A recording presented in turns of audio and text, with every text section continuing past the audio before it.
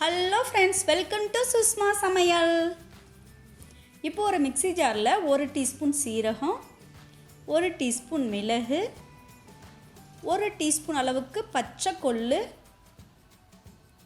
8 பூண்டு பல், 1 வரமிளகாய், 1 பச்சை மிளகாய், கொஞ்சமாக கருவேப்பிலை, கொஞ்சமாக மல்லி இலை, இதை சேர்த்து நல்லா கரகரப்பாக அரைச்சி எடுத்துக்கோங்க.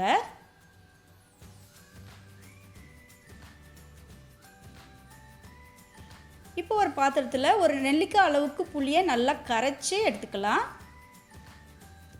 கூடவே 2 கப் அளவுக்கு தண்ணி சேர்த்து இதை ஃபில்டர் பண்ணி எடுத்துக்கோங்க. இது கூட 2 தக்காளி பழம் சேர்த்துக்கோங்க. இதை நல்லா கை வச்சு பிசைஞ்சு எடுத்துக்கோங்க.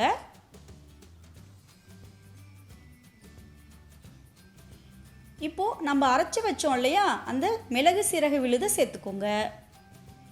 கூடவே 1 கப் அளவுக்கு தண்ணியும் சேர்த்துக்கோங்க. 1/4 டீஸ்பூன் மஞ்சள் தூள் சேர்த்துக்கோங்க.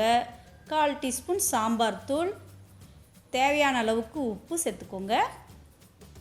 இதை நல்லா மிக்ஸ் பண்ணி தனியாக வச்சுக்கோங்க.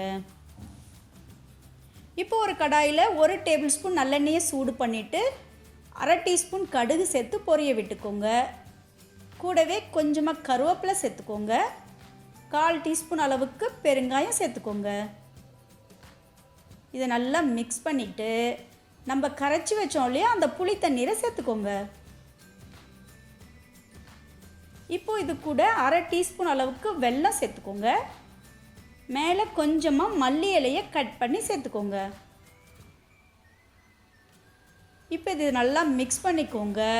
இது கொதிக்க ஆரம்பித்ததும் இப்போ ஸ்டவ்வை சுவிட்ச் ஆஃப் பண்ணிடலாம். இந்த அருமையான கொள்ளு ரசத்தை சாதத்தோடு சேர்த்து சாப்பிட்டிங்கன்னா சும்மா சூப்பராக இருக்குங்க.